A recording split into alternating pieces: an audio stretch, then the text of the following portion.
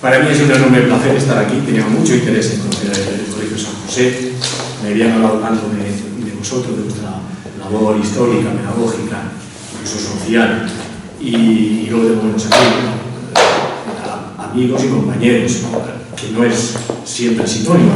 Uno es compañero, pero en mi caso, con el ropero, soy compañero y sin embargo amigo. O sea, que ya es importante. Y sobre todo, porque como ha dicho Juan Carlos, a mí me interesa sobre todo, porque estoy preocupado, soy profesor universitario, la falta de referencias históricas, de referencias valorativas que tienen los jóvenes. Y la necesidad que hay también en los centros educativos de abrir un poco el horizonte.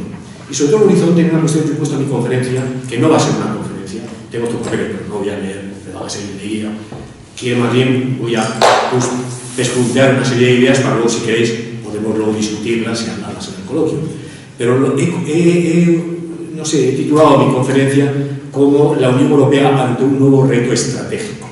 Y es muy difícil en España hablar de cosas estratégicas.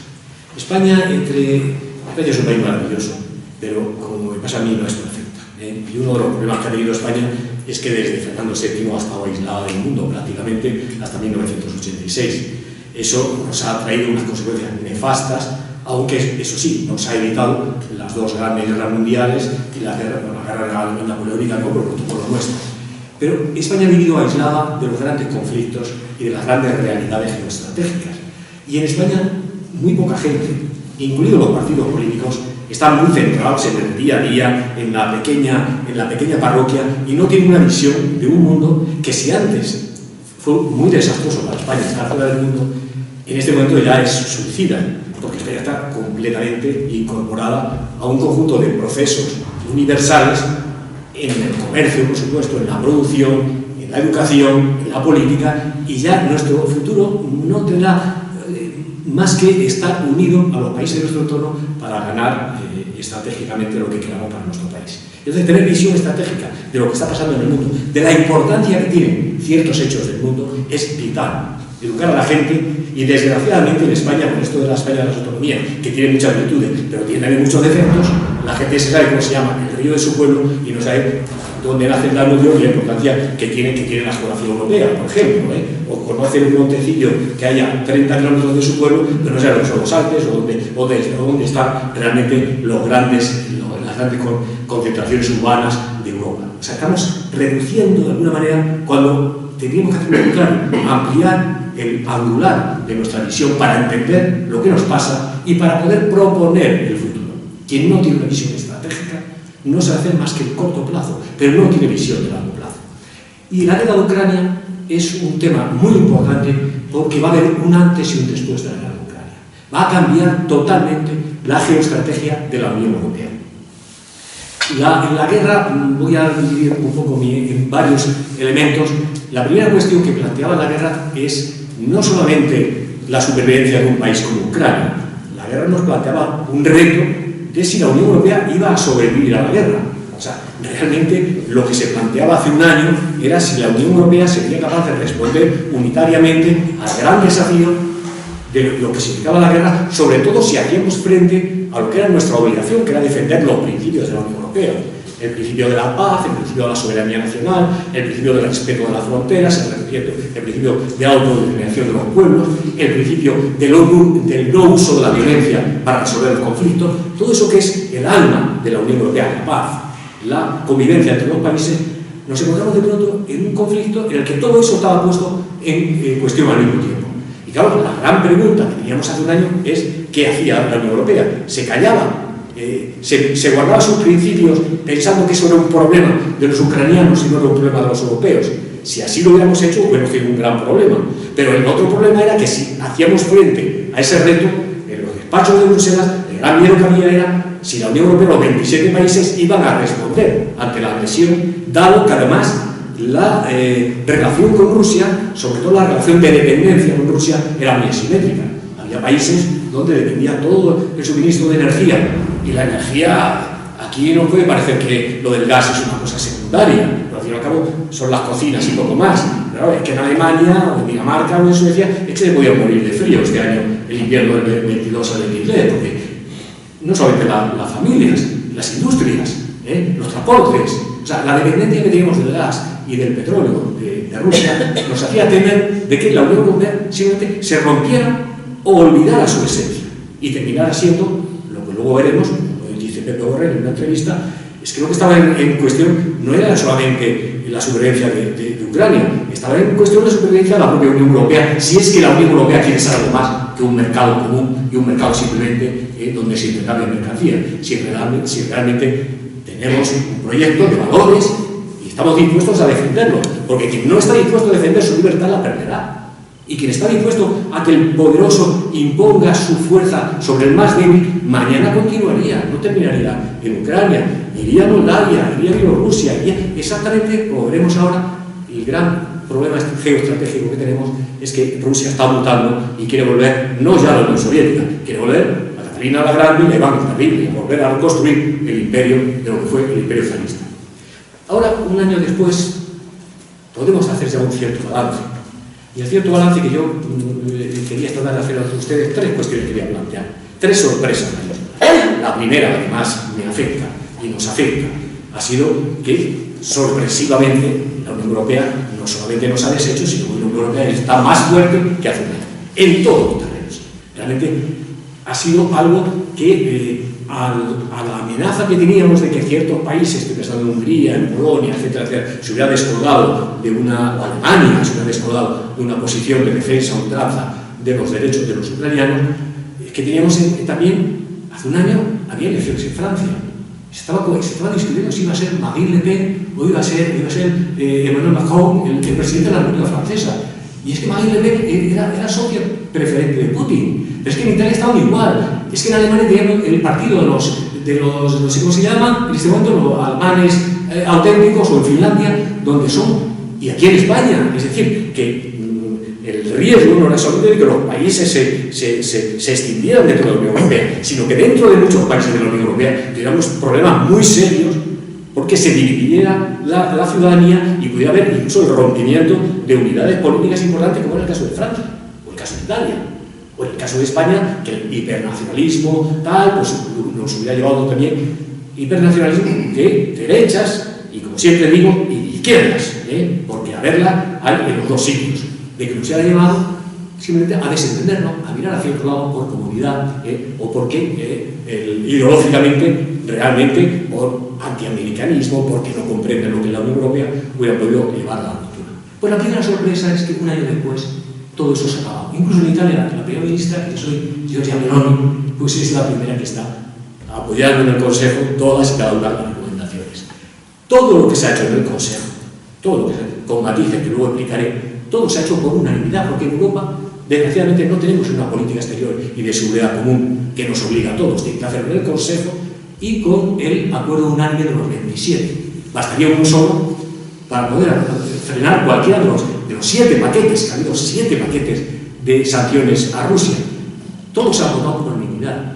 Se ha votado por unanimidad la compra de material militar. Se ha aprobado por unanimidad las votaciones en el Consejo de Seguridad, en la Asamblea de Naciones Unidas, en el Tribunal Internacional. Europa, como Unión Europea, ha salido fortalecida. No solamente ha salido fortalecida, es que Finlandia y Suecia, que ni siquiera formaban parte de la OTAN, ahora quieren formar parte de la OTAN. O sea, querían destruir a Europa. Uno de los argumentos de Putin era dividirnos.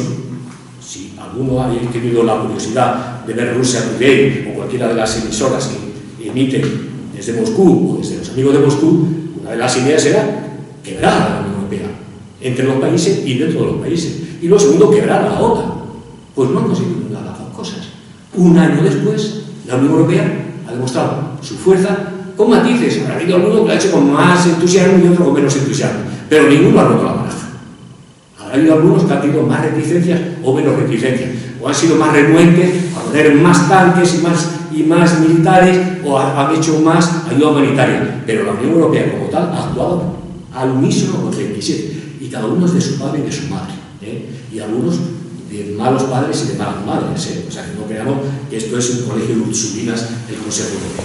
Y sin embargo han estado, efectivamente, y cuando era muy difícil, porque la Unión Europea, yo he sido, como ha contado Juan Carlos, yo he sido partícipe en el Parlamento Europeo y además uno de los más convencidos de lo que voy a decir ahora, del enorme error que teníamos.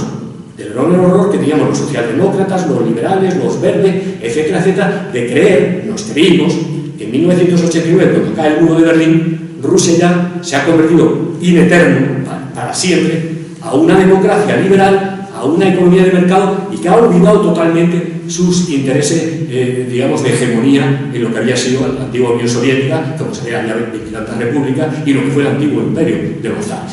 Creímos, de muy buena voluntad, y Alemania es paradigmática en esto, mis compañeros alemanes socialdemócratas dijeron, la manera es atraer a Rusia mediante un sistema en el que, de beneficio mutuo, de conseguir que los intercambios comerciales, los intercambios industriales, de alguna manera, todo lo que había estado separado, volver a unir a través de intereses comunes. Lo que en Bruselas se llamaba el soft power, el poder blando de las finanzas, de la diplomacia, de la amistad, de los intercambios comerciales, que se iba a diluir los intereses estratégicos de Rusia o los intereses de Putin, y que Rusia ya formaba parte de un mundo en el que nos las prometimos muy felices. Yo primero, los dividendos de la paz. Gastábamos el 1,5% del PIB en armamento en los países europeos, y hay que bajar al 1%, y estamos en 1,2%.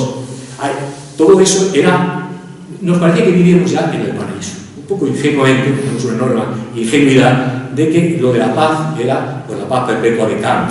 Pues no. De pronto nos descubrimos el año pasado, de que de pronto hemos encontrado a una Rusia que ha vuelto al discurso de la Guerra Fría. Y que los europeos, incluso el año 94, no solamente la Unión Europea, por supuesto que exigieron todo tipo de tratados comerciales, de vecindad, de ayuda mutua, es que se ofreció a Rusia incluso formar parte de la OTAN como un mecanismo de seguridad de todo el continente, que formara parte de la OTAN, que tuviera los cuarteles generales de Mons y de Bruselas, porque no había ningún interés en continuar la Guerra Fría ni el enfrentamiento con Rusia, pensando que nuestros amigos rusos ya habían olvidado absolutamente sus intereses hegemónicos en la parte que ellos consideraban en la Eurasia. Y de pronto nos encontramos con que Rusia nos define no como adversarios. Si habéis oído el discurso del mes de febrero de Putin, es que esto es Satanás. Es Satanás, y estamos gobernados por homosexuales, por pedófilos, por gente que va a destruir la familia, y que queremos destruir a Rusia. Y que Rusia está siendo atacada. O sea, es verdaderamente tan alucinante la sorpresa, sobre todo para los ingenuos, liberales, verdes, socialdemócratas, también algún demócrata cristiano que creía esto se ha terminado. Ya sabéis que algún primer ministro socialdemócrata incluso era presidente del Consejo de Administración de la principal petrolera rusa, como gran instrumento ya de se han terminado las divisiones entre este y oeste. Pero no basta con decir, esto era como los colegios, que yo no me quiero pegar, da lo mismo, si el otro quiere pegarte, te pega. Y de pronto hemos descubierto que ha vuelto al lenguaje, a las acciones y lo que es más importante, a la filosofía de la Guerra Fría. Con un componente también muy dramático, y es que en la primera fila del discurso del otro día de Putin, quien está enfrente es el arzobispo de Moscú, el patriarca de la Iglesia Ortodoxa rusa.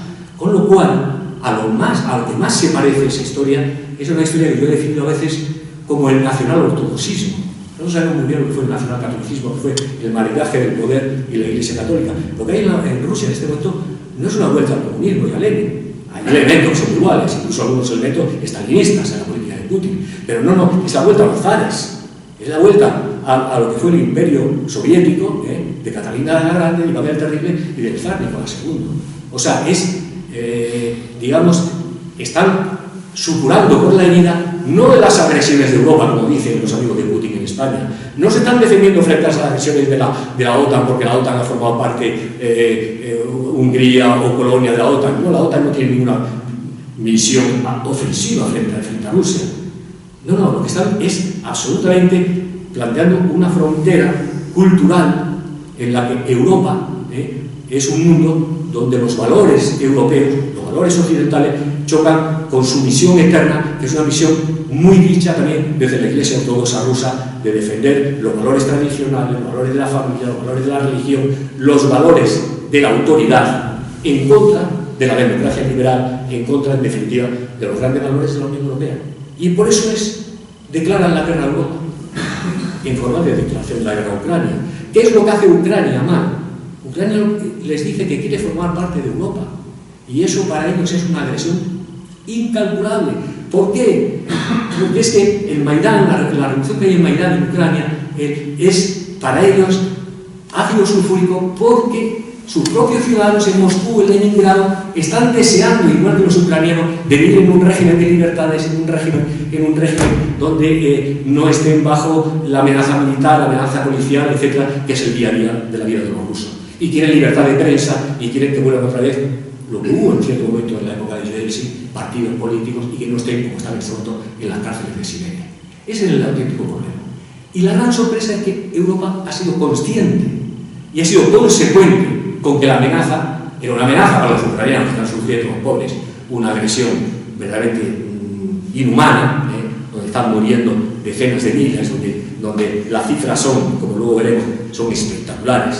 El número de 17 millones de personas desplazadas de su domicilio, 6 millones de exiliados, 4 millones de ellos en este momento teniendo que recogerlos aquí en nuestra directiva sobre estancia temporal. Verdaderamente no hay que volver a los años posteriores a la Segunda Guerra Mundial para ver una catástrofe humanitaria del calibre que hay en Rusia.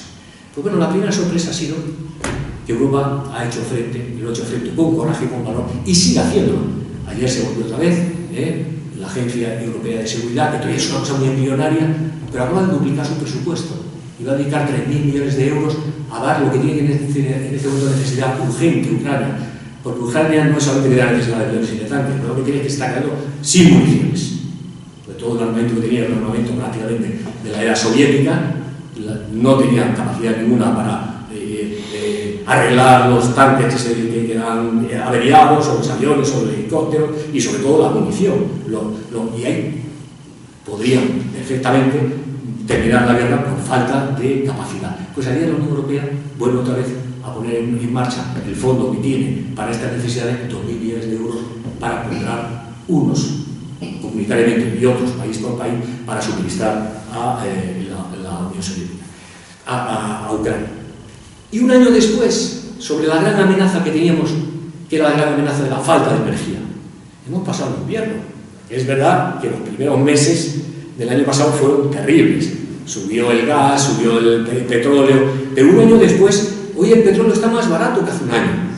Y hoy el gas está más barato que hace un año. Y tenemos los depósitos llenos de gas.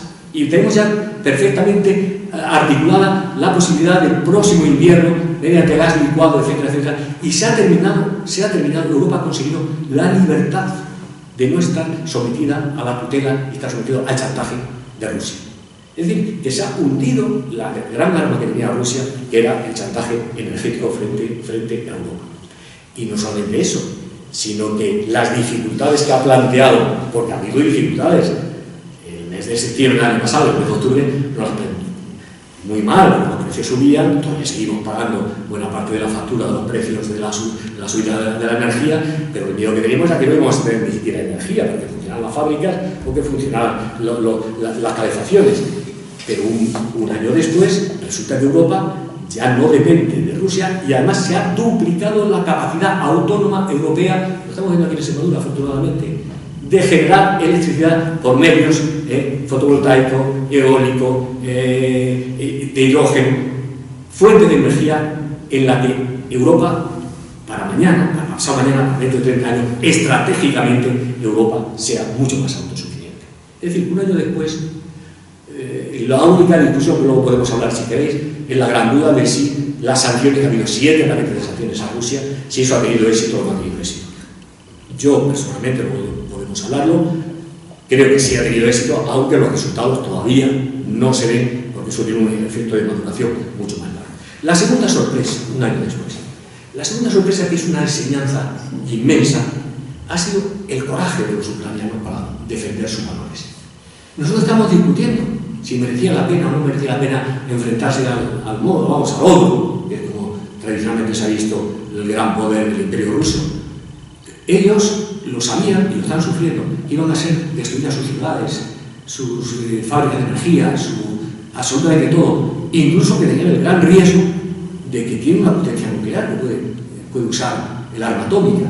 Y a pesar de los pesares, a pesar de que ser un país donde hay un porcentaje, sobre todo en el Donbass y en la región de Crimea, etcétera, donde desde la época staliniana hubo una enorme llegada de ciudadanos rusos para trabajar en las minas y en las industrias que hay, sobre todo en la zona del Mar de Azov, pues los ucranianos han hecho un esfuerzo y están demostrando una capacidad de defensa de sus derechos inalienables a vivir en su país, porque el objetivo de Rusia no era solamente, digamos, ganar la guerra. El objetivo, y está escrito, el objetivo era barrer del mapa a la propia Ucrania, que considera parte de Rusia, destruirlos como país.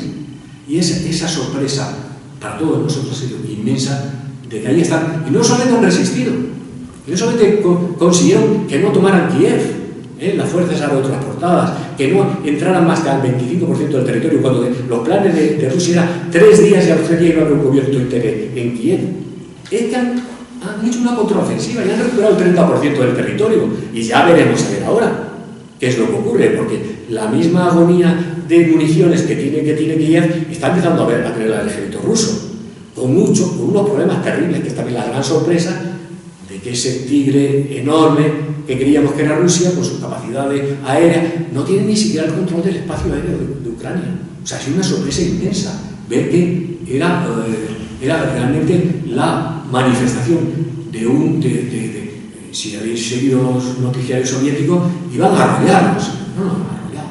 La debilidad de Rusia, ¿por qué? La debilidad de su propia sociedad, de sus propias fuerzas armadas. Unas fuerzas armadas que en este momento están trabajando básicamente con el apoyo de milicias de indeseables como el grupo Wagner, que son, la mayor parte de ellos son exconvictos y expresidiarios a los que están usando como carne de cañón en la batalla de Bakhmut. Rusia ha sido una gran sorpresa. Pero realmente lo importante ha sido que esta solidaridad ha contado no solamente con digamos, nuestra propia visión del mundo.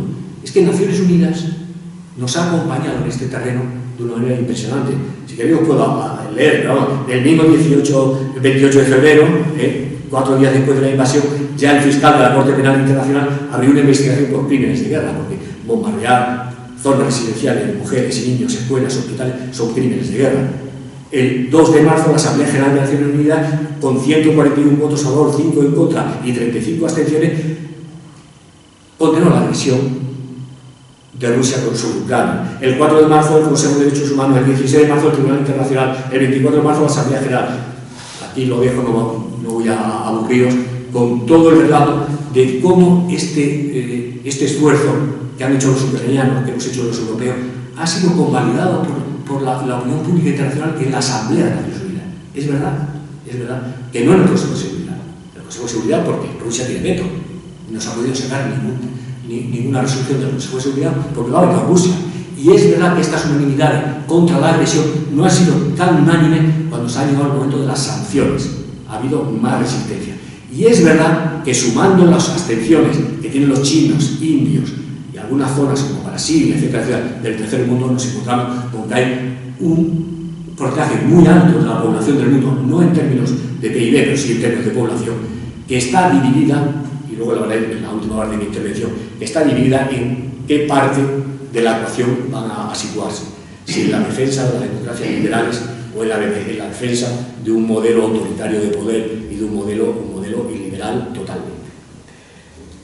Después de este año se plantea una pregunta, muy importante, es los periodistas, bueno, ¿y después de la guerra qué?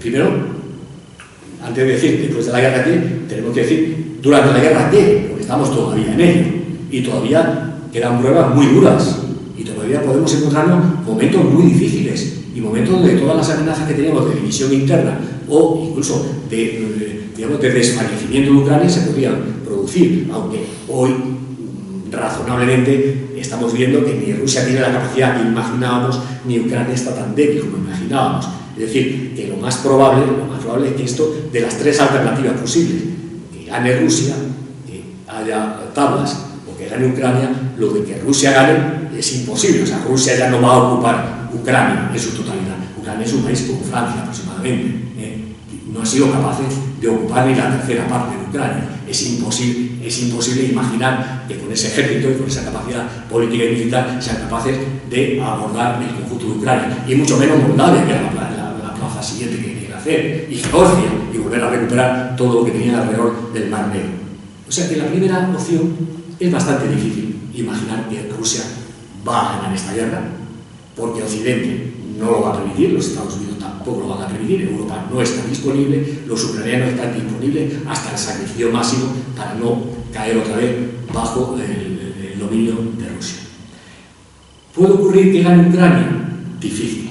Que gane Ucrania en el sentido de que echen los rusos incluso de la península de Crimea. Parece difícil porque bueno, es evidente que, así como el Donbass, es inimaginable que pudiera haber una negociación, pero sobre la península de Crimea es muy difícil, porque eso sí que lo considera tierra rusa, y sí fue tierra rusa en ciertas épocas.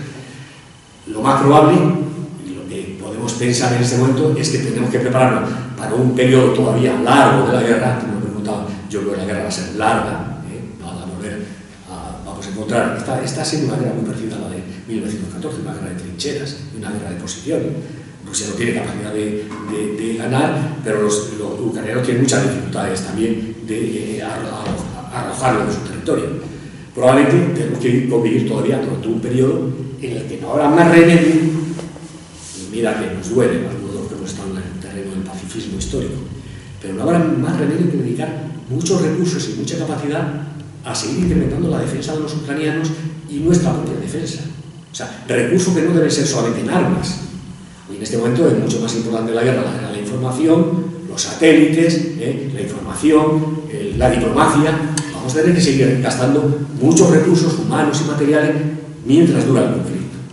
Y cuando termine el conflicto, que obviamente eso es hacer una bola de cristal, no va a terminar esto, pero lo ideal sería que se un alto el fuego, que termine la masacre y que haya una negociación para una paz justa.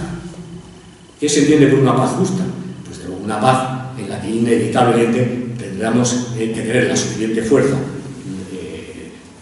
el conjunto de las naciones que estamos uniendo a Ucrania, para que respeten la voluntad de los ucranianos. Se va a discutir qué es lo que piensan los ucranianos que viven en el Donbass, en la parte del este, o lo que piensan los ucranianos que viven en la península de Crimea.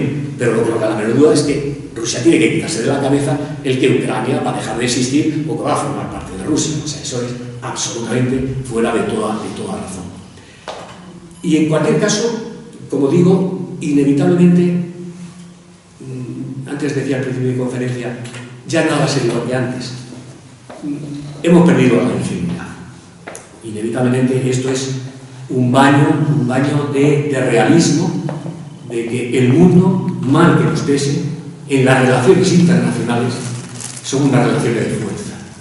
Son unas relaciones que, a diferencia de lo que ocurre en las naciones, donde se han conseguido equilibrios de poder, instituciones que regulan los conflictos de una manera en la que la violencia ya está ejercida por un poder superior, en el mundo, obviamente, mientras el mundo sea mundo y las grandes potencias tengan un deseo imperial de imponer su forma de vida, nos vamos a poner un mundo muy complicado. ¿Qué debería hacer la Unión Europea? Yo creo que en esta etapa de guerra lo que hay que hacer es apretar los dientes y seguir apoyando con todas nuestras fuerzas para que la hipótesis de salida sea una hipótesis de salida, si es posible, negociada, si es posible, una paz justa. Y una paz en la que podamos volver otra vez a hablar con Rusia, como se ha estado hablando durante 30 años, pero ya sin ingenuidad, hablar de crear un orden internacional equilibrado donde se respete, que no volveremos a usar la violencia para resolver conflictos políticos, que se respetarán las fronteras territoriales, como se había hecho en la conferencia de Helsinki, que se respetarán los derechos humanos y el derecho de autodeterminación de todos los pueblos, y que los fuertes no podrán hacer uso de las armas y mucho menos de las armas nucleares para imponer su voluntad. En esa paz, ¿interesa o no interesa? Estamos, al principio, por eso voy a ir terminando, estamos ante la auténtica realidad de que en la geoestrategia del mundo Rusia no es, digamos, el único malo. En la geoestrategia del mundo todos los imperios, nosotros hemos sido un imperio, pero no han sido los franceses, los holandeses, los ingleses, y todos los imperios tienen tendencia a no perder el paso y a seguir ocupando sus zonas de influencia. Y el mundo que vemos en las próximas generaciones, que nosotros lo veremos, que lo verán nuestros hijos, como dirán los curas medios, pues en las próximas generaciones, pues a todo el mundo se le ocurre pensar, bueno, que Rusia ya no va a ser el gran enemigo de Occidente.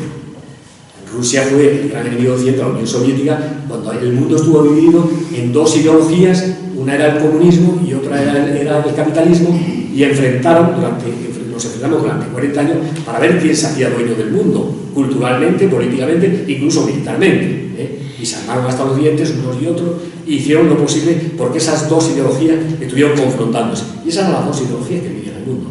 Esas dos ideologías ya no se confrontan. Vamos, salvo algún ingenuo que está a favor de Putin porque cree que Putin es comunista. Y Rusia tiene de comunista, pues lo que yo de padre jesuita, como vemos estamos ya un poco alejados. Rusia no es comunista, China no es comunista, no se está confrontando el comunismo y el capitalismo, está confrontando otra cosa. ¿Qué es lo que está confrontando? Y tenemos que abrir los ojos en la realidad. Se está confrontando una forma de dominación del mundo, de hegemonía en el mundo, sobre los valores de la democracia, del pluralismo, de la libertad, lo que hoy representan, mejor o peor, los países occidentales, los países anglosajones y nosotros la Unión Europea: libertad de partidos políticos, libertades sindicales, libertades personales, respeto a los derechos de la mujer, tal. Y otra parte del mundo donde todos estos derechos son negados o alguno de estos les resultan incompatibles. Le resulta incompatible la pluralidad política, le resulta incompatible la pluralidad ideológica, la pluralidad religiosa, los derechos de la mujer. Hay un mundo donde Occidente se la representa como el gran Satán, por decirlo con palabras de Putin. O sea, esto destruye. ¿Y quiénes son? Hay un sentimiento a veces hecho desde las formas culturales, religiosas, etc., pero sobre todo quien está al frente de toda esta movida, y Ucrania lo está demostrando, son los autócratas. Son los que están en Pekín, en Moscú, en países del tercer mundo, etcétera, etcétera, donde absolutamente quieren seguir manteniendo unos modelos de poder laicos o religiosos, muchos países musulmanes, donde esto de la democracia pluralista, esto de los derechos de los gays, o los derechos de las mujeres, o los derechos les resultan incompatibles porque su mentalidad es una mentalidad iliberal. Yo soy socialista, pero podría ir un tercioprieto a favor de liberal, porque creo que la libertad es el bien más preciado que tiene la humanidad. Y hay gente que cree en otros valores. Hay que comprenderlo, incluso explicarlo, porque nosotros hemos creído en otros valores, más que la libertad. Pero en este momento en Occidente es la libertad el valor supremo, y el respeto a la persona y el respeto a los derechos humanos. Y nos guste o no nos guste, la mitad de la humanidad no está en esta longitud de onda. Más bien se siente agredido. Nosotros, por ejemplo, en Bruselas, mi experiencia, yo he estado en muchas misiones de la Unión Europea, y cuando llegas a países de África y tal, son capaces, están mucho más cercanos a hacer tratados comerciales, tratados de amistad y tal, con China o con Rusia, que con la Unión Europea. ¿Por qué? Porque nosotros siempre ponemos cláusulas de derechos humanos, que no pueden trabajar los niños, que no puede haber segregación racial, o que no puede haber... Y los chinos no ponen nunca esas cláusulas en sus convenios comerciales o de amistad o militares, porque son una posición que esto no es importante para ellos. La persona humana es importante, pero es secundaria frente al país, al partido, al cura de turno, me refiero a los musulmanes, aquí no, etcétera, etcétera. O sea, ahí están. Nosotros hemos estado en esos estadios también de visión del mundo.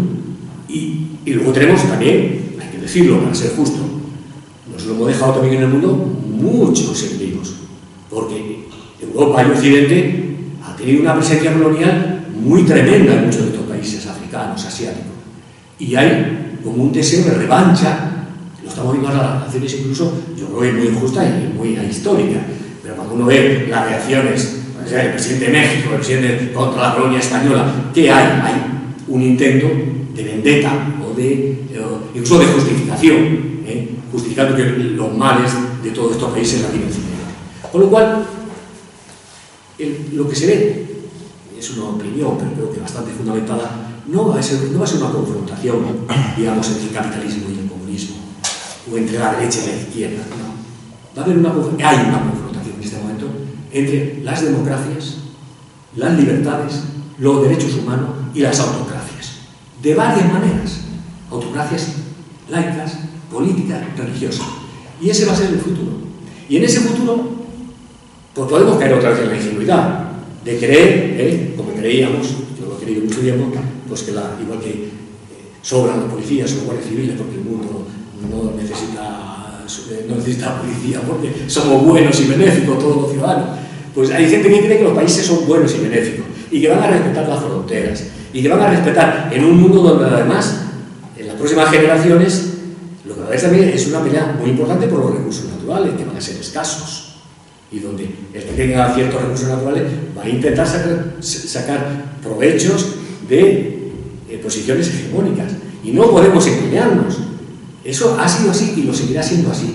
Y los que tenemos una visión, y yo creo que la tenemos, del multilateralismo, de la lucha contra el hegemonismo, contra el imperialismo en su variedad de formas, tenemos que tener la capacidad, primero, de que nos respeten, y segundo, de tratar de ser relevantes en los conflictos que hay en el mundo. Por eso, después de la guerra, creo que algunas personas muy importantes, muchos gobiernos, el español entre ellos, pero la ciudadanía tiene que ser consciente de esto, no va a ser gratis. O sea, el gran problema, yo he dicho muchas veces cuando yo me dedicaba a la política, yo siempre se lo decía a los mítines a la gente, hay unos errores en la ciudadanía, gravísimos. Un error es el de la gente que cree que lo que tiene ahora lo ha tenido siempre. Que eso de poder viajar, ir al médico, ir a la escuela, o tal, que eso no ha habido nunca, o prácticamente no ha habido nunca en la historia. Y la gente cree que esto ha vivido siempre. Eso suele ser más bien los jóvenes. Como no lo han vivido, creían que toda la vida pues han tenido becas, toda la vida han tenido esto, lo otro, lo más allá. Pero el segundo error, que lo tienen también los viejos, que lo tenemos los viejos, los mayores, es creer que lo que tenemos ahora lo vamos a tener para siempre. No. Lo que tenemos ahora no lo vamos a tener para siempre si no lo curramos, si no lo defendemos, si no lo regamos, si no lo proyectamos. Y en la paz y en el mundo internacional las relaciones son iguales. Quien crea que la paz va a venir llovida del cielo, como un milagro, no. La paz habrá que trabajarla. Y además la paz no va a dar a cualquier tipo de paz, tiene que ser una paz justa, y una paz donde se respeten los derechos de los débiles y donde no haya posiciones de hegemonía. Y para eso, Europa, y con esto termino, Europa tenemos que tomar conciencia de que lo único que hacemos es pagar los destrozos que hacen otros. No tengo tiempo para leer, si queréis, os leo todo lo que hemos, la cantidad de miles de millones, decenas de miles de millones de euros que nos hemos gastado en ayuda humanitaria, que estamos gastando en ayuda mucho más que la militar, en ayuda humanitaria, en ayuda financiera, si funcionan las escuelas, los hospitales secundarios, porque estamos pagando sus médicos y sus maestros. Lo que estamos ayudando, si tienen luz eléctrica, porque hay más de 4.000 generadores de energía eléctrica que la estamos pagando nosotros, como estamos pagando en Israel, en Palestina, lo que destroza. O sea, Europa se dedica a arreglar lo que otros destrozan, pero no tenemos ninguna capacidad para evitar los destrozos. O sea, somos como la Cruz Roja, como las hermanitas de la caridad, y vamos poniendo mucho dinero, pero no podemos poner, hemos puesto 3.000 millones en armas, pero no tenemos armas. O sea, realmente los que están diciendo los ucranianos, dónde están los carros de combate y las baterías de misiles y tal, son los americanos, que le dicen ahí, en la coordenada tal y tal, y le dan los satélites o los misiles y Mars y destruyen las baterías rusas. Son los americanos. Ya no pasó en Yugoslavia. Javier Solano lo contaba muchas veces. Los únicos que tenían satélites eran los americanos. Los europeos no tenían ningún satélite para poder ayudar a que no mataran a los kosovares. Pues Europa, si no quiere seguir en el futuro siendo la pagana de todo este tipo de agresiones imperiales, de una u otra zona, porque los otros también han hecho lo suyo, Europa tiene que tener una autonomía. Una autonomía de su política exterior. Para decir, esto sí y esto no. ¿Coincidiremos muchas veces con los americanos o los ingleses? Sí, pero a veces no coincidiremos con ellos. Y tenemos que tener autonomía para decir no. También, aunque sea, porque los ingleses a veces sean coincidentes, muchas veces sean coincidentes, pero otras veces no sean coincidentes. Y tenemos que tener capacidad militar para que nos respeten. Y que no ocurra, como esto nos está ocurriendo ahora. Yo no quiero herir susceptibilidades, pero aquí estamos muy contentos porque el presidente del gobierno español va a ir a ver a Xi Jinping la semana que viene. Pero bueno, va a ir el presidente del gobierno español, la presidenta italiana, el presidente francés, el presidente... ¿No sería mejor que fuera Europa a hablar con el Xi Jinping, una sola voz, y a decir esto se ha acabado? Y vamos a discutir contigo el plan de paz para Ucrania. Pero no con 27, porque con 27 nos van a volver otra vez. Van a convencer a uno y a otros no. Y esa es la jugada. Y en el ejército nos pasa igual. Tenemos 27 ejércitos. Gastamos en armas la mitad de los Estados Unidos, pero tenemos 10 veces menos capacidad. ¿Por qué? No. Compramos las armas, en vez de... ¿Habéis visto lo que ha pasado con la pandemia? Es diferente comprar todo junto, las vacunas, ahí comprando unos por separado, o tener 4 tipos de aviones, 7 tipos de tanques, 40 tipos ¿por qué? De estados mayores, de que no nos entendemos, de que tenemos aquí un cuerpo de ejército de 5.000 hombres. Y ya veis, en el ejército de Rusia se calcula de 300.000 en la frontera, o dentro de Ucrania o de Bielorrusia. Entonces, Europa, podemos mirar a nuestro lado, como hemos hecho muchas veces. O podemos decir que lo arreglan los americanos. Bueno, si lo arreglan los americanos, pagaremos un precio, porque su defensa no será gratis, su defensa será poniendo condiciones.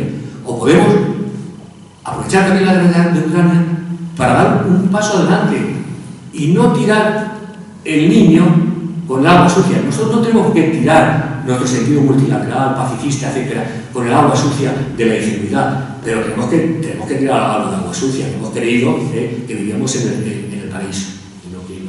Como creen otros. No, el paraíso no existe. Aquí desde luego no existe, en otros sitios no lo sabemos. Algunos creen que sí, otros lo tienen más dudas. Y Europa tiene necesidad, porque Europa es un gran mercado. Europa ha hecho cosas maravillosas. Y Europa ha conseguido la última, lo de la pandemia. Anteriormente, después de haber dado muchas vueltas y muchas equivocaciones, a poner dinero conjuntamente para salvar a los países a la moneda común. Hemos hecho cosas maravillosas porque nos hemos puesto juntos, pero en la política exterior estamos separados. Y tenemos 27 políticas exteriores a pesar de los esfuerzos que hacen Pepe Borrell y otros. Pero ya veis el caso que hace Putin a Pepe Borrell, pues sabe que con quien quiere hablar es uno a uno con los 27. Y no tenemos una política de defensa común. Tenemos un esbozo, que es pura cooperación. ¿Y la cooperación qué pasa? Que mientras se ponen de acuerdo y no se ponen de acuerdo pasan 4 meses. Y los rusos querían ocupar 10 en 3 días. Y nosotros damos 4 meses en tomar una decisión, a 27. Entonces, si Europa quiere, en ese mundo, donde se van a confrontar, sin ninguna duda, que vamos a confrontar con los que nosotros les parecemos sus enemigos, nosotros a ellos no los consideramos enemigos, pero da lo mismo lo que nosotros los consideremos a ellos. Nosotros no consideramos, ni tenemos un ejército, ni tenemos una OTAN con planes para atacar a Rusia, que es lo mismo, pero ellos sí tienen planes para atacar esto. Entonces, lo queramos o no lo queramos, como pasaba en los colegios, con este ejemplo que tenemos en el colegio, pero lo grandes pegaban a los pequeños. Y o se defendía, o tenía alguien al lado que defendiera, o le pegaban. Pues Europa tendrá que tomar, y esta es mi última palabra que quería esta tarde para comenzar el diálogo con ustedes, Europa tiene necesidad absolutamente de sacar las lecciones de esta crisis. Tuvimos una crisis económica, sacamos las lecciones, no todas, pero alguna lección se sacó. Había que mancomunar la deuda, no podíamos hacer que los países pudieran atacar a los poderes financieros, a los que quisieran destruir, a las mujeres que quisieran destruir, a los países que querían destruir. ¿Hemos sacado lecciones de la pandemia? Sí, decíamos la industria farmacéutica europea, que no dependamos de los americanos, que no dependamos de los indios, que tengamos patentes, que tengamos institutos de investigación todos juntos, porque es mejor tener uno bueno europeo que 27 malos. Y de esta tenemos que sacar la misma lección. ¿Tenemos necesidad de una política exterior de seguridad común? Sí, pues si no estaremos o al servicio de los americanos o al servicio de los chinos. O sea, de alguna manera, yo por eso termino con algo que decía David cuando yo predicaba la política. Miren ustedes, o hablamos europeo o terminaremos hablando chino. Tengo que saber empezar a estoy chino. Bueno, que esto no era una conferencia, como habéis visto, a ver si me ha olvidado. Sobre la Jerga la que le usted, que está mucho mejor escrito. Pero bueno, era también un poco para provocar ahora cualquier duda o contra propuesta, contra opinión de lo que he dicho. Muy bien.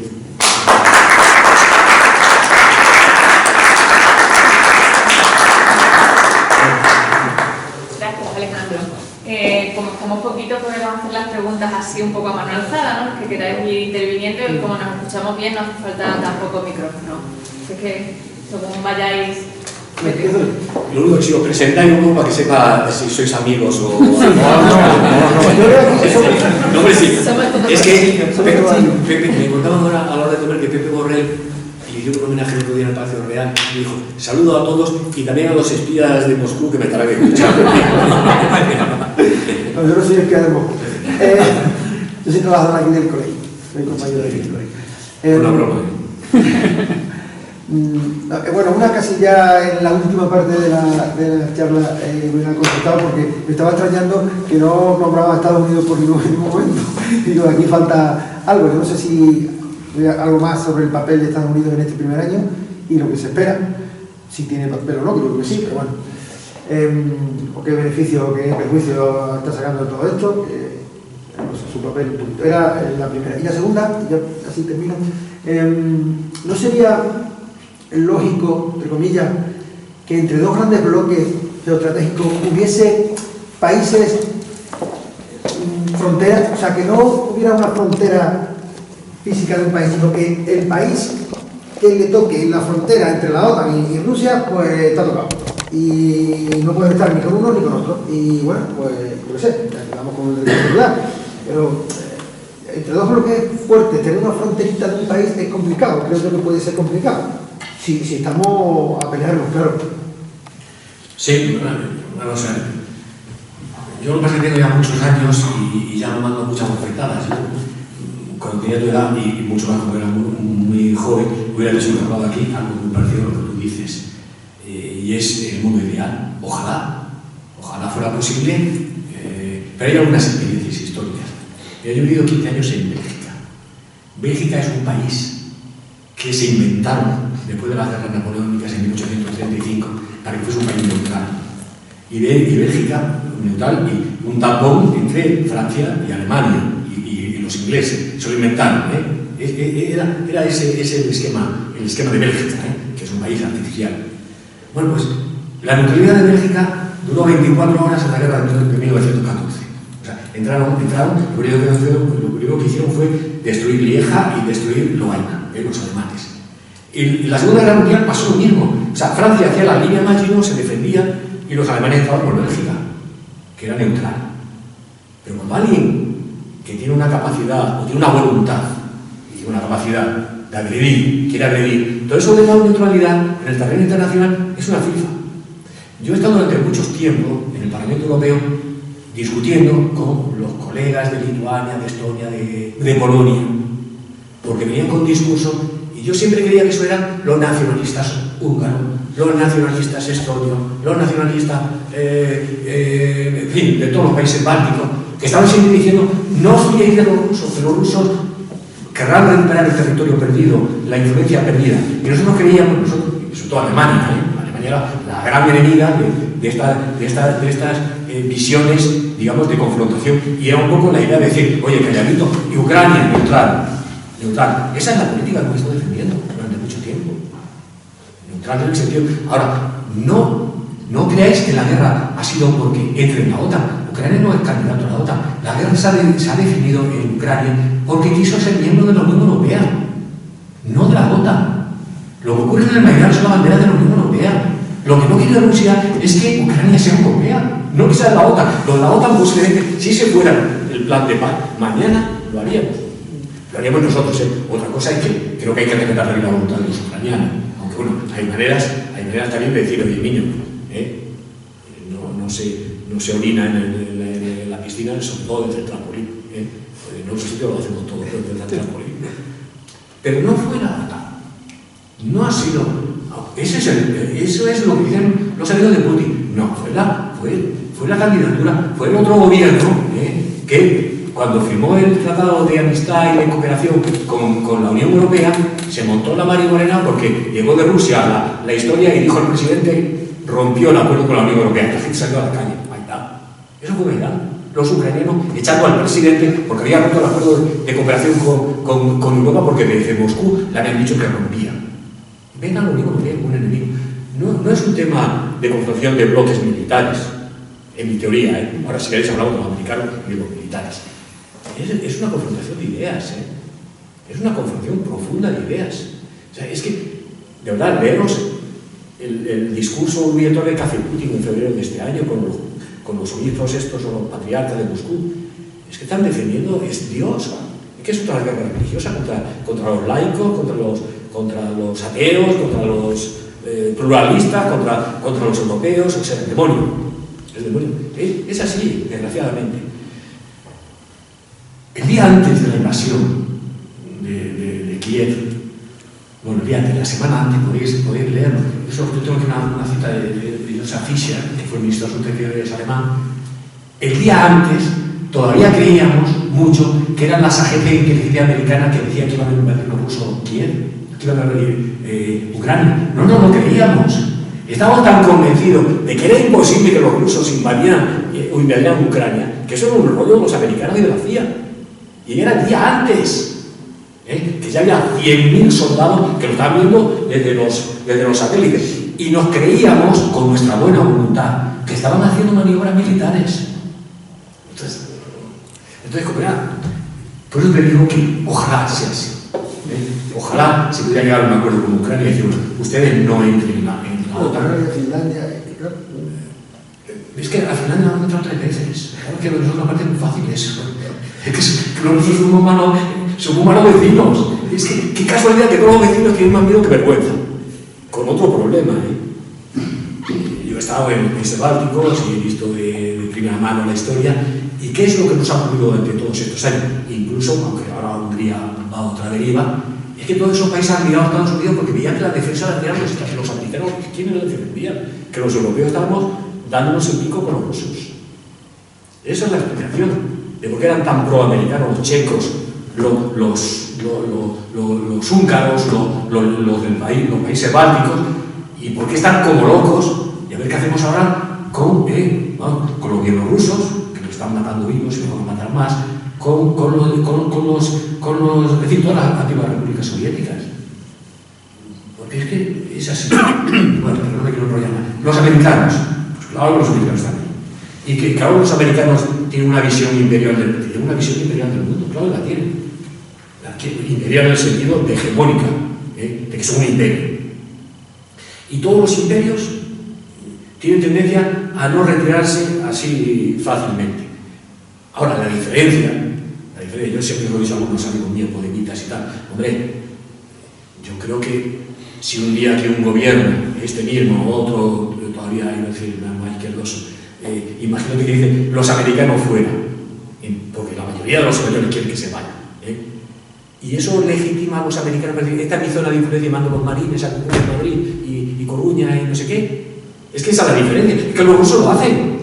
Los rusos dicen, esta es mi zona de influencia y aquí no hay, aquí ustedes tienen que ser, los americanos no vendrían aquí o irían a Francia. Francia se fue de la OTAN, no invadir Francia porque se fue de la OTAN. Esa es la diferencia de los dos mundos. Entonces, que ellos, evidentemente yo no he hecho un dedo. Ahora, los americanos estaban dedicando el 17% de su PIB a armas. Están dedicando en el último ejercicio fiscal el 3% de su PIB. Los rusos dedican el 25% de su PIB en armas. Van a dedicar más, porque tienen la idea clara de que tienen que defender su situación en el mundo.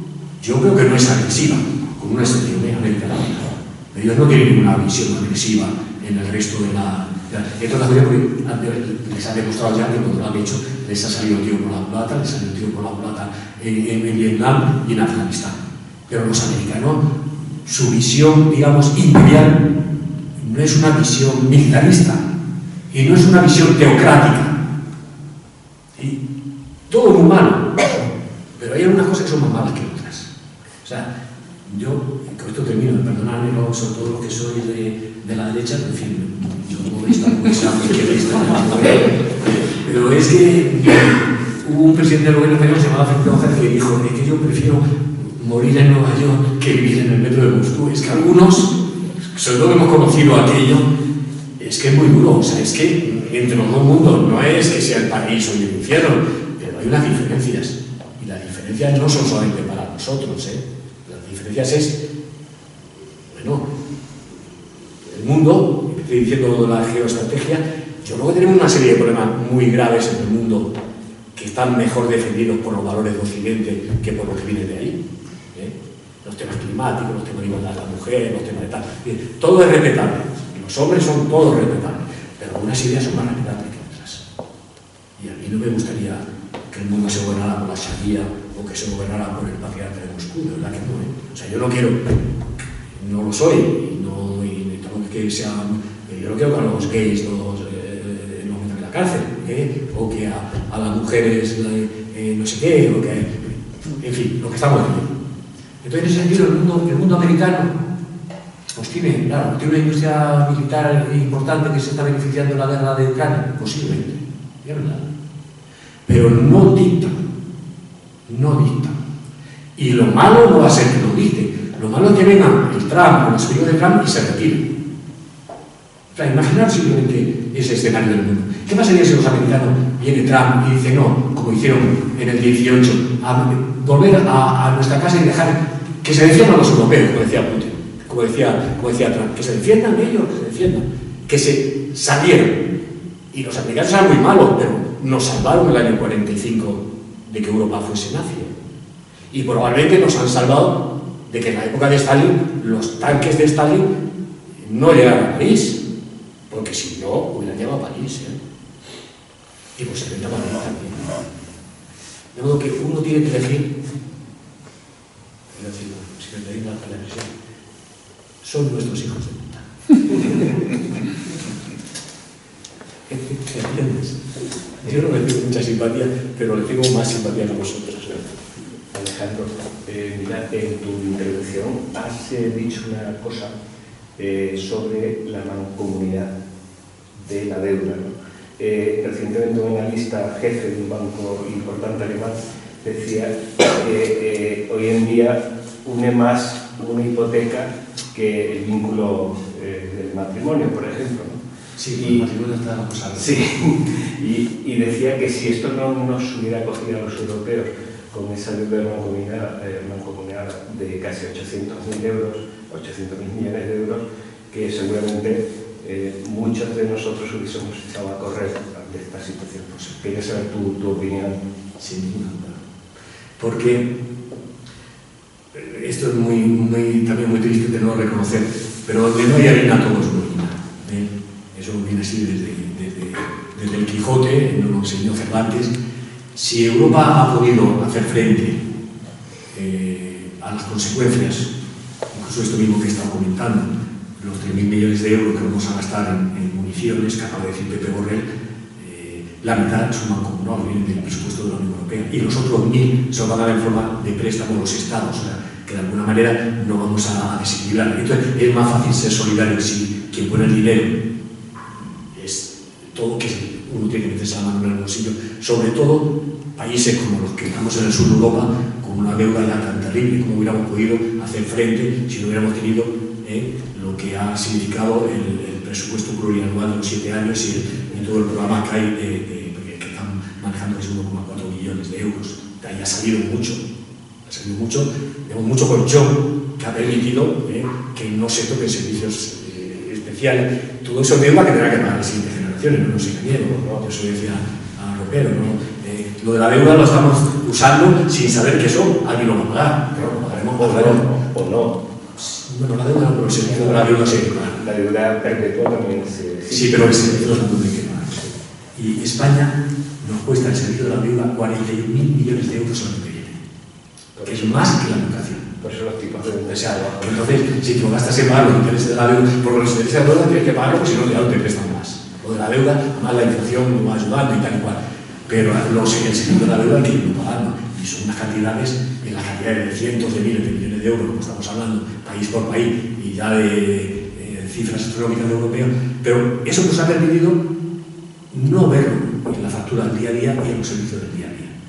Con lo cual, efectivamente, o sea, la salida de la crisis de 2018, la idea de que hay que ayudar a los estados en su equilibrio macroeconómico, que no hay que ahogarles, que hay, no sé, cuando ha llegado el momento de el sacrificio y tal, hemos tenido un colchón. Eso es así. Y de la misma manera, yo soy un finalista, ¿no? Porque soy presidente de la COSICA, que es el movimiento europeo en Extremadura, pero es una evidencia, o sea, es una evidencia que no tiene ningún sentido en este mundo globalizado, donde además ya no hay, vamos, hay que ser muy... Ya no solo ni los alemanes, que solo puedan hacer frente digamos, a lo que es las finanzas internacionales, en primer lugar, el Deutsche Bank en este momento ya a punto de caramelo también. O sea, es que ya los estados es algo del siglo XIX. O sea, en este momento ya no se puede hablar de independencia, se puede hablar de interdependencia. Lo único que podemos elegir es con quién interdependemos, que es un poco la pregunta de antes. ¿Interdependemos de los rusos, de los chinos o de los americanos? ¿Qué hablamos? ¿Inglés o chino? Porque una de las dos cosas vamos a hablar. ¿Dónde vamos a tener más margen de maniobra? Pues en esto de la deuda, igual que pasa en la sanidad, la vacuna, o que está pasando ahora con el armamento, vamos a tener que dedicar mucho dinero para el armamento, vamos a buscar la manera más barata y más eficaz. Vamos a mancomunar las compras. Si tenemos que comprar, porque son los que lo tienen, yo qué sé, balística, no sé qué, será más fácil comprarlo a 27 que cada uno por su parte. O sea, son cosas de sentido común. ¿Por qué no se hace? Pues porque, y ahora ya abrimos las con mi salida, porque el nacionalismo decía Stefan Zweig, yo he conocido todas las ideologías letales que han destruido Europa. He conocido el nazismo, he conocido el comunismo, he conocido el fascismo, pero la peor de todas, la que ha envenenado a la juventud europea, es así que viva, que se llama nacionalismo. El nacionalismo sigue vivo, mucho nacionalismo, y otros nuevos que están surgiendo. Esa es la enfermedad más grave del ser humano, el creer que tú solo vas a poder, y no solo que tú solo, sino que el que está a tu lado es el enemigo, en lugar de ser un cooperante necesario en un mundo globalizado. Entonces, yo como federalista europeo lo que deseo, y por eso mi conferencia va en ese sentido, es un nuevo reto estratégico. Si queremos en esa estrategia, estando en Occidente, como vamos a estar, inevitablemente, no porque queramos, sino porque también, pero porque nos sitúa menos en Occidente. Si queremos estar en Occidente con autonomía, para tratar de volver a jugar un papel en el multilateralismo, y no quedar prisioneros, y en la lucha por la paz, y en la lucha por el desarme, esas grandes ideas, Europa tiene que ser fuerte, porque si no, no la van a escuchar. Y si no nos escuchan, no vamos a tener más remedio que abordar los problemas uno a uno. Y va a ser mucho más complicado, y más tarde. Dos cuestiones breves. La primera, si considera que ante el riesgo real de que el conflicto se cronifique en el tiempo, si a medida que el impacto de la guerra en nuestros bolsillos, lamentablemente, bueno, afortunadamente, se va reduciendo, nos olvidemos de lo que allí está ocurriendo. Y segundo, si realmente hemos aprendido algo, porque si se ha puesto algo de manifiesto a raíz de la guerra, es la dependencia energética y alimentaria que tenía Europa. Yo no sé si algo está cambiando. En el ámbito energético se está acelerando probablemente la transición ecológica, pero en el ámbito agrario, la PAC, por ejemplo, no ha cambiado nada. Yo, vamos, lo hemos hablado antes, y yo creo que es una de las cosas que hay que cambiar en la PAC. O sea, si alguna cosa hemos aprendido, no la guerra, también lo hemos aprendido en la pandemia, o deberíamos aprender la pandemia, ya se nos ha olvidado. Creo que lo que necesita la gente es comer, y que el trabajo que hacen, que hay mucha gente que cree que la PAC, yo estoy muchos años discutiendo estas cosas, y no le cabe en la cabeza incluso a mis compañeros del partido, a los agricultores, y siempre mirándonos a los de las zonas rurales, un poco menos que como los pobrecitos, que ya nos estamos dando muchas ayudas y tal. Que no nos dais las ayudas a nosotros. Es que solamente el 3% de la población es población activa agraria. La población agraria es el 3% de la población activa. No. Si no se lo das ese 3%, se lo das al 100% que come cada día. Y que gracias a la PAC tiene alimentos baratos, alimentos sanos y alimentos suficientes. Que eso es lo que ha hecho la PAC. Pero los grandes beneficiarios de la PAC no han sido los agricultores y los ganaderos. Los grandes beneficiarios de la PAC ha sido la gente de las ciudades que ha podido comprar la leche, los huevos, la fruta, no sé qué, en unas condiciones como en ninguna parte del mundo, en unas condiciones económicas que si no hubiera la PAC hubiera habido que poner precios internacionales a muchas de las cosas y hubiera sido mucho más caro. De manera que tienes toda la razón.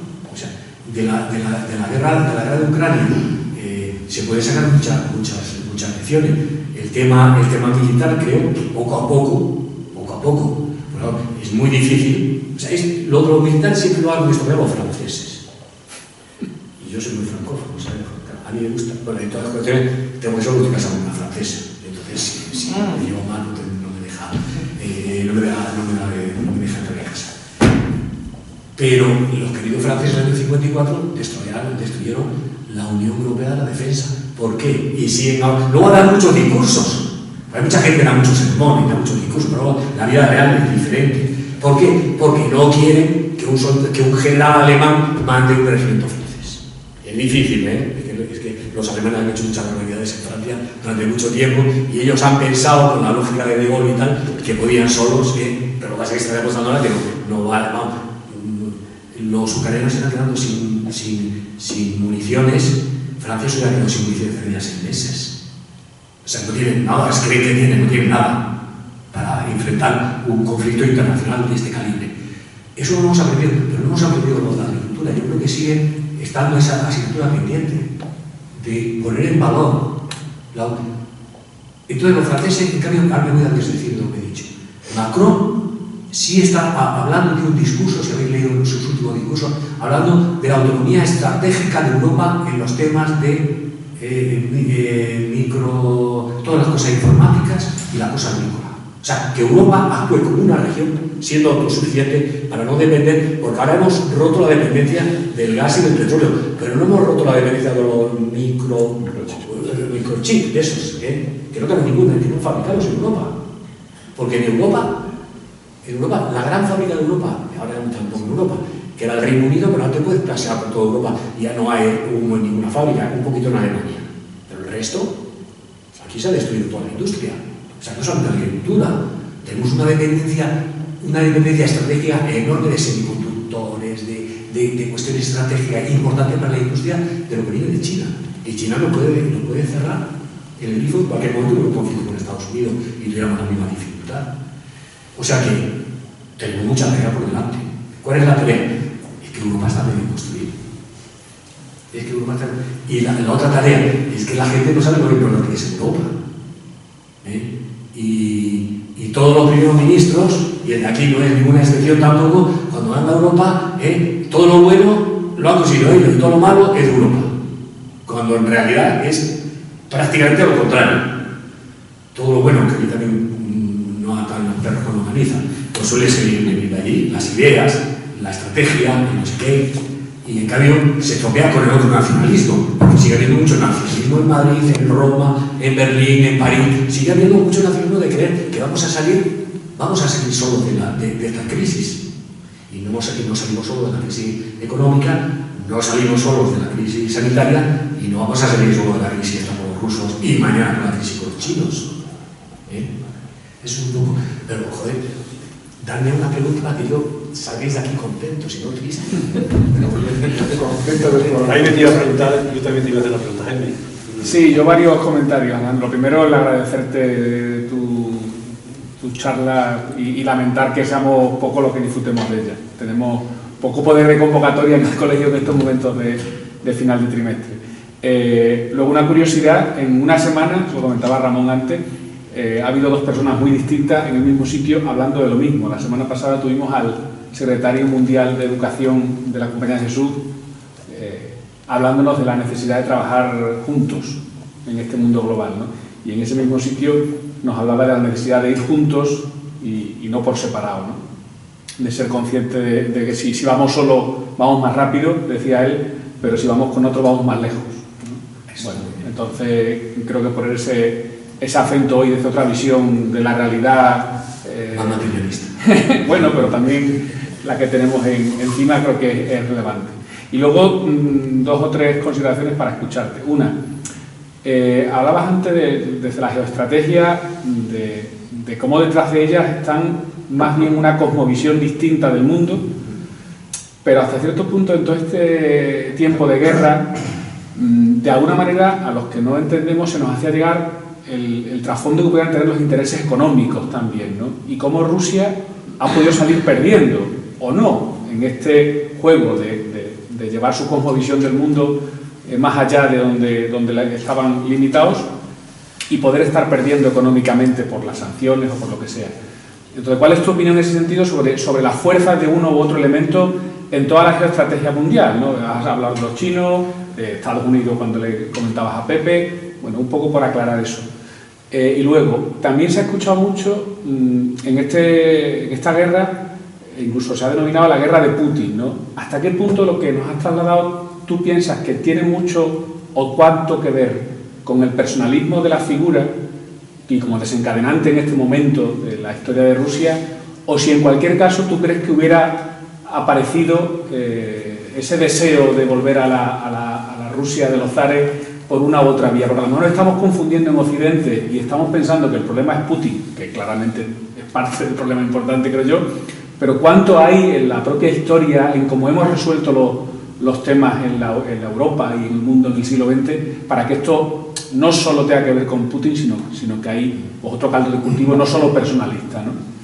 Por ahí irían... Hoy he leído, es un nombre alemán que no me acuerdo, hoy he leído una entrevista, creo que es en el Confidencial, de uno de los mayores expertos alemanes sobre Rusia. Rusia es un mundo muy complejo y muy desconocido. Y tendemos a proyectar nuestra visión sin saber que esa sociedad es una sociedad que tiene una historia, que tiene unas contradicciones, que tiene unos sentimientos, que tiene una cultura a veces muy diferente de la que nosotros vemos y que nos resulta muy difícil, aunque sean grandes especialistas, y yo no lo soy, en poder responder a tu pregunta, que son muy inteligentes. Pero me atreveré a decirte algo de lo que yo pienso. Empezando por el final, la relevancia que ha podido tener Putin, o qué podría pasar, incluso de otra pregunta más relevante, es que si Putin mañana muriera porque está enfermo y tal, es que se arreglaría o se empeoraría otro día la cosa. O sea, ¿qué está pasando en el Kremlin en este momento?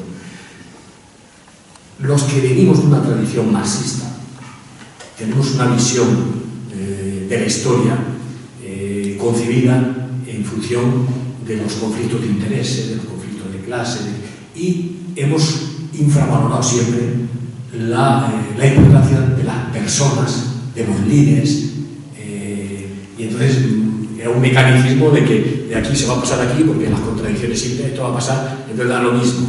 Entonces, lo que me queda a mí de materialista, que siempre me queda algo, ¿sabes? Es inevitable, sigo pensando que tú tienes razón, o sea, realmente Putin no puede explicar todo lo que está ocurriendo, las decisiones, pero probablemente tampoco es toda Rusia. O sea, Rusia es no sé, es un conjunto de sociedades tan distintas, incluso de repúblicas, porque no es un mosaico de personas que los de Ingustia no tienen nada que ver con los que viven en San Petersburgo, ni nada que ver con los de Moscú, en la rural y la urbana. O sea, hay muchas Rusias. Entonces, no es una decisión de Rusia o de Ucrania.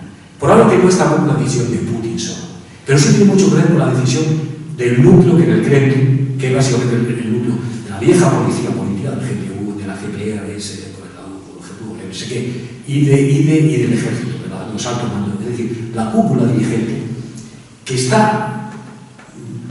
Todo esto es interpretando lo que dicen algunos de los rusos que hablan de matricium, que hablan tal, lo que en las comunicaciones hemos aprendido bastante en este año.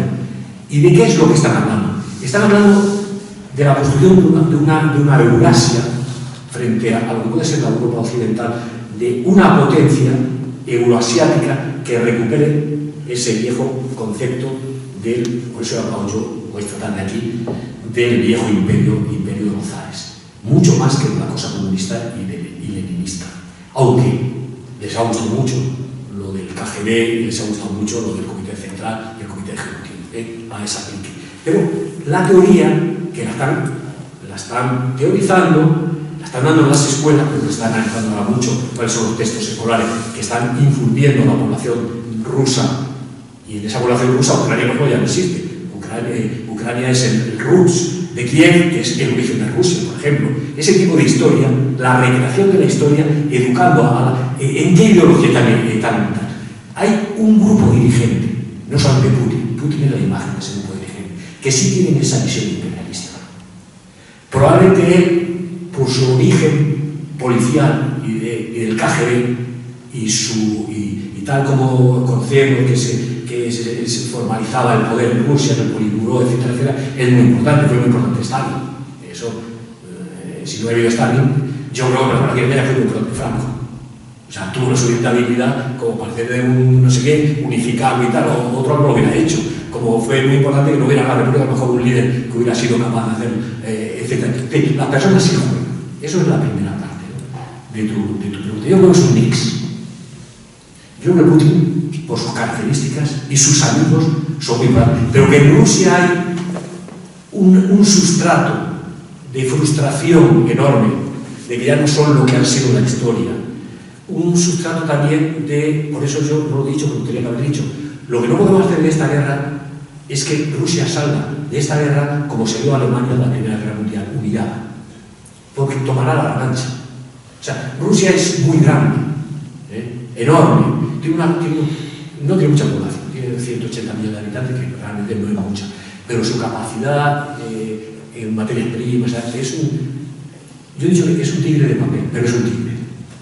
Entonces no conviene en ese sentido de que ese sentimiento difuso que hay en los rusos de opresión le den, le den ahora ese discurso, ese relato, dicen ahora, le den el relato de que es el occidente malvado que quiere matar a la madre de Rusia, a no sé qué, a la tierra de María Santísima y tal cual, lo que no están haciendo. Y luego la otra cosa me preguntaba, perdona, que dice. Sí, el papel de lo económico y lo estratégico. Si es más... Yo como aunque me quede poco, como viejo marxista, yo creo que la economía juega mucho. Pero juega mucho no en el corto. Lo que está demostrando esto es que Rusia pensábamos que iba a tener la ausencia, como ya tenía una economía, creíamos que tenía una economía muy internacional, la economía de Occidente, también la parte técnica, etcétera, etcétera, que las sanciones, un poquito de sanciones, el darle también a los prebostes de la industria, que eso iba a tener resultados inmediatos. No ha tenido los resultados inmediatos. Han tenido la habilidad, con la ayuda de los chinos y de los indios, han tenido la habilidad, pero no nos engañemos, está pagando un precio enorme. O sea, el petróleo ruso, ahora dicen, leemos en la prensa, no, se lo está dando a India, ¿vale? Se lo está dando a India, ¿vale? Con barcos, no tienen, antes venía por el Nord Stream, entraba en Alemania, entraba en Polonia, entonces el petróleo ruso lo tienen que llevar por barco, el coste de los fletes se ha triplicado, no hay barcos bastantes para evacuar la materia prima, o sea, está teniendo problemas de suficiencia, problema de coste, y están teniendo un problema de precios. Se están vendiendo a los sitios a $40 el barril en el mercado internacional, y tienen un problema de barco porque nosotros no solamente les hemos cerrado con las sanciones el grifo de que entre el petróleo por los oleoductos, es que ningún barco, ningún buque europeo y americano, en fin, de la coalición, que tiene el 80% de la capacidad de mover el bruto, ¿no? Que tiene que ir por barco, porque no tiene otra manera de llegar a la India y a China. Es que no pueden llevar nada que sea más alto de 60 euros el barril. Con lo cual, automáticamente le hemos incrementado los costos y le hemos bajado. Y eso, a corto plazo, pero a medio plazo ya empiezan a tener problemas muy serios de financiación. Y empiezan a tener problemas muy serios de suministro de elementos estratégicos, que sí, China y tal está dando mucho. Pasará un poco, yo me gustaría probar esa alegría. ¿Valieron para algo las sanciones que hubo aquí al régimen franquista? No. Incluso en un primer momento lo que hicieron fue galvanizar con un discurso nacionalista de tal, o sea, desde el año 49 que se van los embajadores y que cierran los comercios, hasta el año 53 que vuelven otra vez a no sé qué, realmente el régimen se fortalece. O sea, por lo menos, la gente fatal, tendría que ir con gasógeno, pero bien manipulado eso desde el poder y desde tal, lo fortalece. Pero ahora el franquismo, ¿por qué cae el franquismo? Por la cuestión que vimos aquí, Romero y yo, no. O sea, el franquismo cae porque tiene necesidad de meterse en el circuito internacional de la economía, en Europa, etcétera, etcétera. Y entonces no tiene más remedio que decir, empezaron primero con el plan de estabilización, de asumir tal, y luego no tuvieron más remedio que asumir el mercado común, no tuvieron más remedio que asumir nosotros tal, meternos. O sea, la economía al final termina en eso. Un elemento esperanzador. Tenemos un poquito de razón los marxistas. La economía al final termina siendo muy relevante. No digo que sea lo único, ni que sea determinante. Entonces, Rusia ya empieza, en este momento parece que empieza a dar síntomas de que las sanciones económicas, las sanciones están empezando. También tenemos una cosa, están empezando a tener Moscú, el Leningrado, ya no tiene Ikea, ya no tiene porque la inmensa Rusia esa, que es inmensa, hasta que llegan a los últimos pueblos, a las últimas talas, eso tarda en llegar, pero bien. Y sobre todo, los que conocimos a la Unión Soviética, y fue varias veces la Unión Soviética, cuando un país como aquel, ¿por qué cae en la Unión Soviética? Porque económicamente es un desastre. Tardó mucho en dar la cara. Pero cuando no tienen, cuando realmente ya se manipula la economía desde el Estado, las estadísticas, todo, o sea, es todo, termina todo siendo mentira. Termina todo siendo mentira. Y termina todo circulando a 5 km por hora, mientras el resto va a 50 km por hora. O sea, Rusia en pocos años va a perder el tren de la modernidad. Porque el tren de la modernidad está en otro sitio y no está en China. Y igual China no se lo va a dar. El tren de la modernidad hubiera sido seguir adelante en un plan importante de irse acercando a Europa e incluso a medio plazo de haber formado parte de una Unión Europea más ampliada. Esa sería la vocación, que la mitad de los rusos tienen ese deseo. Hay otros rusos, hay otros rusos que dominan, son los que tienen lo de la Eurasia, lo de los zares y tal, pero el 50% de la población, según los estudios últimos que he seguido de alemán lo cuentan, el 50% de los rusos estaría feliz en formar parte del mundo europeo. A eso tiene miedo lo de la Eurasia y el Rubini, esto no sé cómo se llama, el ideólogo de Putin. De modo que la economía ha sido un fracaso relativo. Y puede jugar a nuestro favor. Pero va a jugar a sí mismo. Bueno, yo soy un optimista. Yo creo que Dios ayuda a los buenos y nosotros somos buenos. Aunque a veces parece que está en la siesta, no se entera. Pero termina, lo bueno es en el sentido de, yo creo, sinceramente, ya sé que esto va a ser mucha la heterodoxia mundial, pero yo creo que hay formas, cosmovisiones, que son más humanas, que son más racionales, que caminan en el orden de, digamos, de valorar principios que van abriendo ese camino hacia una humanidad mejor. O sea, yo creo que la humanidad camina, lo que pasa es que no va linealmente, va haciendo tal, pero eso termina siendo así.